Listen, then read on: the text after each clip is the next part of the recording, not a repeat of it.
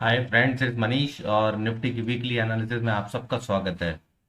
तो फ्रेंड्स, सबसे पहले तो हमारा जो 18,100 का जो टारगेट था स्विंग ट्रेड, वो ऑलमोस्ट अचीव हो चुका है। 18,089 का बाजार ने हाई बनाया है और आई होप कि ट्यूसडे के दिन जब बाजार खुलेंगे तो इसको ओवर अचीव करेंगे।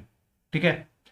तो फ्रेंड्स, 18,100 अचीव होने के बाद नाउ व्हाट नेक्स्ट, कि अब हम क्या इस ट्रेड को कंटिन्यू कर सकते हैं या फिर इस ट्रेड से हमें बाहर निकल जाना चाहिए। तो अब हम इसके ऊपर डिस्कस करते हैं।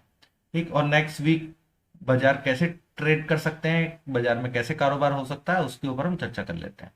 देखिए, बाजार ने ये एक डेली चार्ट के ऊपर एक बहुत स्ट्रॉन्ग कैंडल बनाई है, लेकिन इसे समझने के लिए पूरे ट्रेंड को हमें समझना पड़ेगा।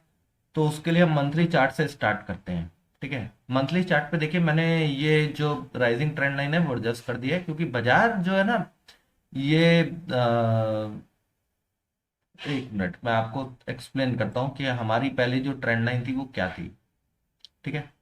हमारी जो ट्रेंड लाइन थी वो ये थी कि जहां पर बाजार ने एक ब्रेकडाउन दिया, उसके बाद सपोर्ट पे आके एक डोजी कैंडल बनाई। इस डोजी कैंडल को मैं थोड़ा सा और जूम कर लेता हूँ फ्रेंड्स। ये ग्रेव स्टोन डोजी कैंडल है। ग्रेव स्टोन डोजी कैंडल क्या होती है? वो एक ट्रेंड रिवर्सल कैंडल होती है। अगर उसके ऊपर जाके दूसरी कैंडल क्लोज हो जाए तो वो एक्टिव हो जाती है। ठीक है। तो ये दोनों कैंडल्स का जो कॉम्बिनेशन है उसने हमें ये कंफर्मेशन दे दिया कि भाई अब ट्रेंड रिवर्सल हो गया। ठीक। अब इसके ऊपर बाजार बुलिश है और हमारे को ये ट्रेंड लाइन जो है एडजस्ट कर लेनी चाहिए। ठीक। तो मैं इसे एडवांस में एडजस्ट कर लेता हूँ। ये हमने एडजस्ट कर ली। और ये जो कैंडल है, ये जो ब्रेकआउट कैंडल है, इसका लो 17,300 मंथली चार्ट के अकॉर्डिंग अब इंपॉर्टेंट हो गया। अच्छा, ये एक और रेजिस्टेंस जोन है फ्रेंड्स। ये एक हॉरिजॉन्टल रेजिस्टेंस है ऑन द मंथली चार्ट, और ये बहुत इंपॉर्टेंट होता है। ठीक है। यानी कि 18,200, 18,100 से ये जो 200 का जो रेंज है फ्रेंड्स, ये हमारे लिए बहुत ज्यादा इंपॉर्टेंट होगा। अगर इसके ऊपर हम ट्रेड करेंगे तो फिर हम कहीं नहीं रुकेंगे। फिर हमारा नेक्स्ट जो रेजिस्टेंस है वो 18,900 ही है, उससे पहले नहीं है। तो ये याद रख के चलिएगा। 18,200 को अब माइंड में रख के चलिएगा कि उसके ऊपर कोई रेजिस्टेंस नहीं है। ठीक है।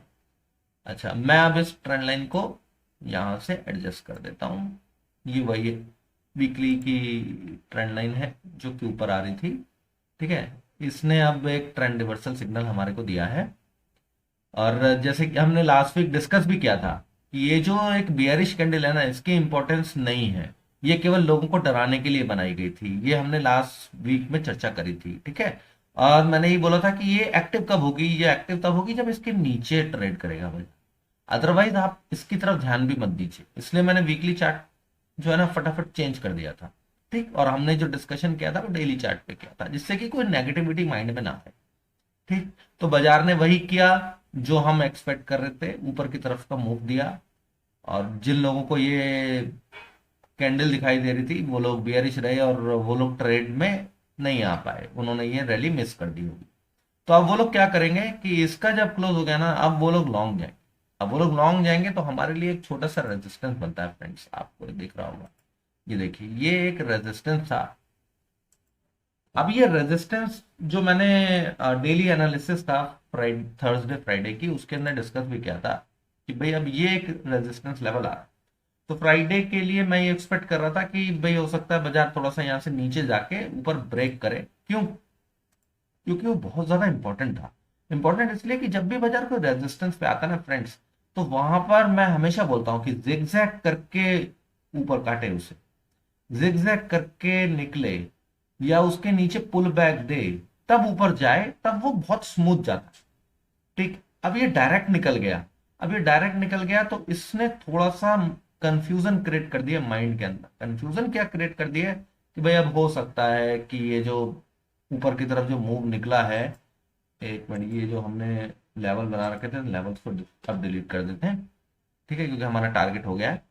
अब ये कंफ्यूजन क्या हो गई है कि अब ये ऊपर जाएगा कि नहीं जाएगा, ये यहां से पुल बैक देगा कि नहीं देगा। तो देखिए, जब भी एक ट्रेंड नीचे से कंटिन्यूस चला आ रहा है non stop without any retrenchment, तो उसमें रिट्रेचमेंट पॉसिबल होती है। ठीक है, और खासकर जब वो ब्रेकआउट दे दिया हो बिना रिट्रेचमेंट के, तो बाजार फिर ज्यादा मूव नहीं दे पाता। क्यों? क्योंकि वो लोगों को लेके नहीं गया। लोग ये बोलेंगे ना भाई इस लेवल के ऊपर ब्रेकआउट हुआ, अब इसे पुल बैक देने तो फिर हम करते, उसके बिना कोई डायरेक्ट घुसेगा नहीं, है ना। ये मुझे ऐसा लग रहा है कि मोस्ट प्रोबेबली ये शॉर्ट कवरिंग रैली की वजह से हमारे को इतनी स्ट्रॉन्ग क्लोजिंग मिली है। अब बाजार क्या कर सकता है नेक्स्ट वीक? अब बाजार ये कर सकता है कि बाजार सीधा सीधा यहां से ये गैप अप ओपन हो जाए, और ये जो हमारा लेवल है 18,140 से ये 18,265 तक का पूरा एक रेजिस्टेंस जोन है। ठीक है, तो 18,140 60 के ऊपर ही ओपन हो जाए, यहां पे आके फिर वो नीचे आए और उस ये जो रेजिस्टेंस जोन है इसको ब्रेक करके सपोर्ट पे आ जाए, यानी कि 17,900 के आसपास। और भाई ये जो ट्रेंड लाइन है जिसके ऊपर ब्रेक किया उसको टेस्ट कर ले 17,840 के आसपास। उसके बाद यहां से जब वो ऊपर निकलेगा तो फिर फ्रेंड्स वो बहुत स्ट्रांग मूव होगा। ठीक है, तो हमारे को किस बात का ध्यान रखना है? हमारे को इस बात का ध्यान रखना है कि ये जो जोन है पूरा का पूरा 18,260 से लेके 18,140 तक का, इस जोन में हमारे को ओवरली बुलिश नहीं होना है। हमारे को माइंड में रखना है कि बाजार यहां से पुल बैक दे सकते हैं। ठीक है, अच्छा नंबर वन, तो हमारे लिए रेंज क्या हो गई फ्रेंड्स अगले एक्सपायरी के लिए? वो हो गई 18,260 ऊपर की, और नीचे की जो रेंज हो गई वो हो गई 17,800 प्लस, यानी कि ये 400 से 450 पॉइंट का एक रेंज हो गया। तो जब बाजार अगर हमारे को रेजिस्टेंस पे मिलते हैं और वहां से कोई एक रिवर्सल कैंडल बनती है, तो हम उसके ऊपर का स्टॉप लॉस लगाएंगे और शॉर्ट करेंगे। और हमारा जो टारगेट रहेगा वो फ्रेंड्स क्या रहेगा? अगर देखिए यहाँ के आसपास से घूमता है और वो इस लेवल 18,140 50 के नीचे जाके क्लोज हो जाता है, फिर हम शॉर्ट करेंगे। और अगर कोई बड़ी कैंडल बन गई ना तो उसके 50% का स्टॉप लॉस लगाना फ्रेंड्स, क्योंकि फिर मैं क्या एक्सपेक्ट करूंगा कि वहां से एक आधा पुल बैक भी आ जाएगा एक दिन, और फिर उस पुल बैक के ऊपर हम स्टॉप लॉस लगा के शॉर्ट करेंगे। और हमारा जो टारगेट होगा फ्रेंड्स वो होगा 17,925 का। ठीक है, थोड़ा सा और उससे नीचे जाता है तो फिर 17,850 तक जा सकता है। अगर वो बाजार डायरेक्टली यहां से जिगजैग जिगजैग करे और घूम जाए 18,130 40 को क्रॉस ही ना कर पाए, और एक ये रिवर्सल कैंडल बना दे फ्रेंड्स, और 18,000 के आसपास आके क्लोजिंग हो जाए, तो फ्रेंड्स फिर बाजार 17,900 के करीब आएगा। फिर वहां से हम कोशिश करेंगे, वहां देखेंगे 17,840 50 के आसपास, वहां से एक बुलिश पोजीशन बनाएंगे और सीधा कॉल में बैठ जाएंगे हम लोग, स्विंग ट्रेड लेंगे वहां से। ठीक है, वो मैं आपको अपडेट कर दूंगा आने वाली वीडियोस में, जो हम लोग डेली की एनालिसिस की बनाते हैं। ठीक, अच्छा, जो फ्रेंड्स ये भी हो सकता है कि बाजार एक, देखिए बाजार क्या करे, यहीं कहीं इसी जोन में ऊपर, ये जो हमारा रेजिस्टेंस जोन है ना, इसके पास जाके एक गैप अप ओपनिंग दे दे, और फिर उसके बाद इस जोन के अंदर zig zag zig zag zig zag zig zag, बस इस तरीके से जिग जैग जिग जैग करके ट्रेड करता रहे। और ये यहाँ पे हो सकता है कुछ हफ्ते भी बिता डाले, दिस इज ऑल्सो पॉसिबल। ठीक, तो इससे क्या होगा कि बाजार एक बड़ी रेंज में आ जाएंगे। और आने वाले समय में कुछ इलेक्शंस भी आ रहे हैं, तो यहाँ पर वॉलेटिलिटी भी राइज हो जाएगी। तो कई लोग एक्सपेक्ट कर रहे होंगे जी अब वॉलेटिलिटी राइज कर रही है तो इसका ब्रेक डाउन आएगा। ठीक है, लेकिन बाजार बाजार क्या कर सकता है कि यहाँ थोड़ा सा जिगजैग करके यहाँ पर आ जाए 17,900 से लेके 17,800 के आसपास, और लोगों को लगे अब तो ब्रेक डाउन हो गया, फिर यहाँ से ऊपर निकल जाए। तो बाजार किसी भी तरीके का मूव दे सकते हैं।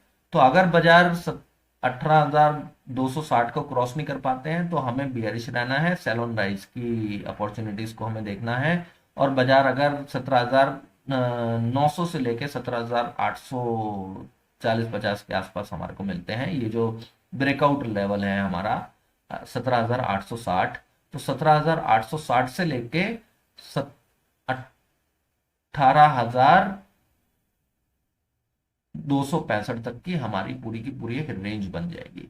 हमें नीचे बाय करना है और ऊपर सेल करना है। अगर ये ऊपर ही जिगजैग करने लगे तो फिर हमारे को यहाँ ऑप्शन सेलिंग की अपॉर्चुनिटी मिल जाएगी कि हम 18,100 के नीचे का पुट और 18,300 के ऊपर का कॉल बेच सकते हैं, लेकिन उसको हेज करके ट्रेड कीजिएगा फ्रेंड्स। तो आई होप कि आप लोगों को ये एनालिसिस समझ में आई होगी, ठीक, कि भाई क्या पॉसिबिलिटीज हैं बाजार के अंदर नेक्स्ट वीक। तो अगर आपको ये एनालिसिस अच्छी लगी हो तो फ्रेंड्स चैनल को सब्सक्राइब करके बेल नोटिफिकेशन ऑन कर दीजिए, जिससे कि आपको आने वाली वीडियोस की नोटिफिकेशन मिलती रहे। और जो लोग इस चैनल पे ऑलरेडी हैं तो प्लीज़ बेल नोटिफिकेशन ऑन करके ज़रूर रखें, और वीडियो को लाइक करें और शेयर करें। तो